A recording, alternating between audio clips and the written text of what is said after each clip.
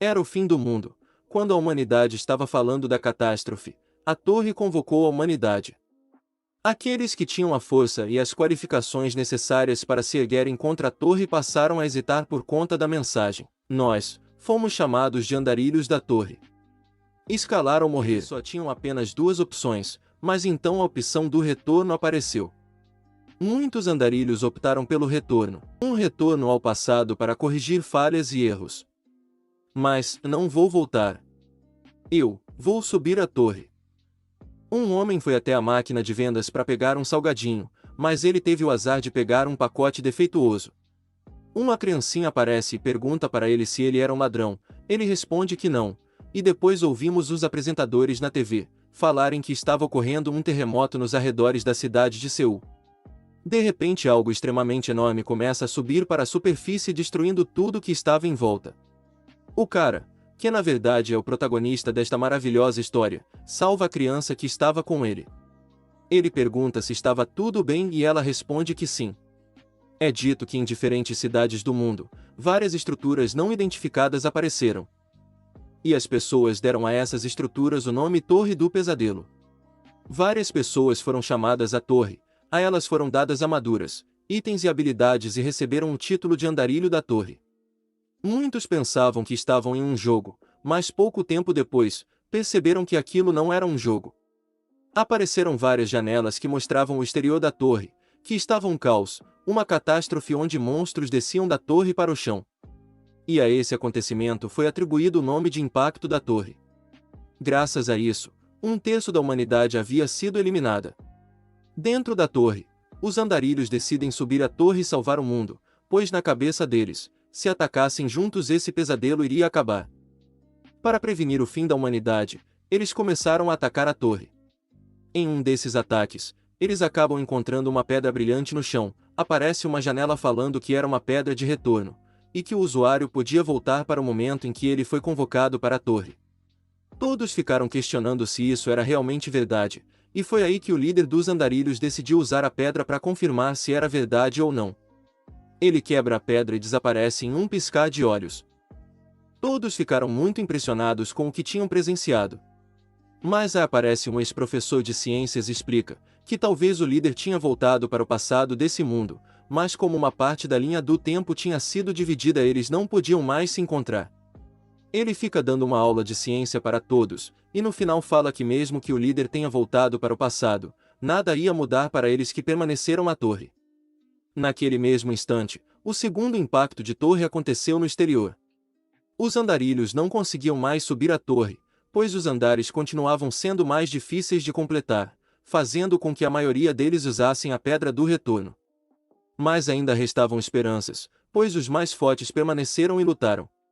Aqueles que não caíram na tentação da pedra, que queriam proteger o presente e não o passado, o último esquadrão da humanidade, Carpe Diem. No início do segundo capítulo nos deparamos com uma cena breve que mostra todos os companheiros de nosso protagonista mortos, e ele fica se perguntando onde tinha errado. Voltando atrás no tempo. Geon e seus companheiros estavam derrotando monstros extremamente fortes. Eles ficam esperançosos pois achavam que com essa força em breve iriam concluir a torre. Geon pensava que tudo estava indo suavemente, mas, no 98º andar, ele havia perdido todos os seus companheiros, exceto seu melhor amigo que ainda continuava lutando com aquele monstro poderoso. Yu falava para Geon se levantar pois ele não conseguiria derrotar aquele monstro sozinho. E foi bem nessa hora que Yuan foi empalado vivo.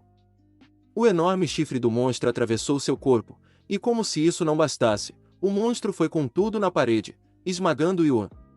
Geon sente uma raiva tremenda, se levanta e corre em direção ao monstro, e foi aí que ele viu uma luz que estava conectada com uma parte do corpo do monstro. Geon não pensou duas vezes, e atacou esse lugar, pensando que era o ponto fraco, e na verdade ele estava certo. Ele se levanta e fala para Yuan se levantar pois tinham que continuar. Mas aí ele se vira e vê que Yuan não ia conseguir continuar. Yuan olha para Geon e lhe pede desculpas. Geon fica impressionado pois aquele que sorria mesmo nas piores situações, o chamado Cavaleiro Sorridente, perde o seu sorriso. Ele fala que Yuan podia ir e começa a subir as escadas para o próximo andar. Yuan fala que Geon era muito mais forte do que ele pensava, que graças a ele a torre podia ser concluída. Com as poucas forças que tinha, ele se levanta e sobe as escadas. Ele senta no parapeito de uma janela e fala que se sentia aliviado por Jeon estar nesse mundo. Após isso ele se joga da torre dizendo seu último adeus a esse mundo. Voltando ao nosso prota. Ele encontra um enorme portão, e quando o abre, ele encontra um vasto campo nevado. Já haviam se passado 10 anos desde que Jeon chegou no 99º andar, mesmo que ele tenha passado por diversas crises no andar anterior, o perigo do andar 99 era incomparável aos demais. O boss desse andar era um dragão de gelo chamado Vel'Kizus. O sopro desse dragão era muito difícil de suportar mesmo com a resistência ao frio no mais alto nível possível. Se não fosse pelos equipamentos dos andarilhos que tinham morrido, Jeon já teria ido dessa pra melhor. Alguns desses equipamentos eram uma espada que suprime dragões que ele tinha conseguido no andar 85. A armadura do demônio de gelo que recebeu de Yuan e o bracelete do Rei das Chamas que tinha recebido de Ansei. Ele lamenta por não ter sido forte o suficiente para proteger e pede desculpas por isso. Em outro local, Jay, um ferreiro de Atopos, pergunta a Jeon se ele ia enfrentar o boss de novo. Nosso prota responde que sim, pois ele sentia que seria capaz de vencer. Atopos era uma vila que foi conquistada após derrotarem o boss do 50º andar, e por mais que andarilhos feridos ou mortos chegassem todos os dias, ninguém perdia as esperanças. Os sacerdotes estabeleceram unidades de resgate de emergência e os ferreiros criaram equipamentos grátis para os andarilhos. Jeon fala que agora parecia que Jay era o último ferreiro em Atopos. O ferreiro fala que nem queria lembrar disso. Jeon era o seu único cliente, mas agora não tinha mais suprimentos vindo dos andares inferiores. Jeon pensa que isso já era de se esperar, já que quase não haviam mais humanos vivendo na torre. Ele não sabia em que ano estava. Já tinham ocorrido mais de 10 impactos de torre e a partir de um certo ponto, as pessoas não eram mais chamadas para escalar a torre. E foi aí que Jay fala para Jeon que uma tal de vovó Elaine havia desaparecido. Jeon se surpreende, e fala que não dava para envelhecer dentro da torre. Se alguém desaparece na torre é por um dos dois motivos, retornar ao passado ou por pularem da torre. E Elaine e Jay eram os únicos andarilhos de suporte que tinha restado. E foi aí que nosso prota pede para Jay ensinar a habilidade de ferraria. Após muito tempo, Jeon volta ao 99º andar para voltar a enfrentar o dragão.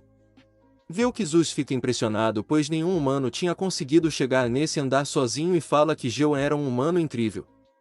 Jeon dá um sorriso, e fala que nunca pensou que a última coisa ao reconhecer seria um monstro e não um humano, e que se sentiria sozinho após matar Vel'Kizus. O dragão fala que era impossível ele ser morto por um humano. Mas nosso prota não liga para isso, pois segundo ele, nada era impossível, e fala que até mesmo a armadura que Vel'Kizus se orgulhava de ter, começava a mostrar rachaduras. E assim começa o embate entre um humano e um dragão. A batalha mostrava ser intensa, mas mesmo sendo imensamente forte, Jeon não tinha a força necessária para lutar contra Vel'Kizus. O dragão se aproxima de Jeon e fala que mesmo sendo persistente o destino que Jeon ia enfrentar era a solidão massacrante e o vazio. Mas o inacreditável aconteceu. Jeon fala que Vel'Kizus falava demais e de repente ele sai do lugar que estava preso e começa a dar várias estocadas no dragão. Jeon fala que por raidar depois de outras pessoas, ele perdeu várias habilidades e classes secretas, e por isso ele desistiu de todas as habilidades, se concentrando em apenas uma, a estocada. Ele avançou, e continuou avançando, por ter matado mais de 50 milhões de monstros com suas estocadas. Seus companheiros o apelidaram de estocada. Com o tempo ele notou que suas estocadas estavam mudando, mais rápida, mais precisa e mais forte. Deixando de ser um movimento simples, ganhou o poder de uma habilidade secreta, e por não ser uma habilidade não consumia poder de espírito. Mas mesmo que esse fosse caso, a armadura do dragão era difícil de penetrar, tão difícil que mesmo dando centenas de estocadas, ele tinha sofrido apenas um arranhão. Vel'Kizus pega Jeon desprevenido e se prepara para atacar com seu sopro, mas foi aí que Jeon repara em uma luz que estava conectada com uma parte do corpo do dragão, e se lembra de ter visto o mesmo no 98º andar. Jeon reúne todas as suas forças e ataca o dragão. Vel'Kizus sofreu danos que jamais havia sofrido e se irrita. Foi aí que asas surgem em seu corpo e ele ascende aos céus.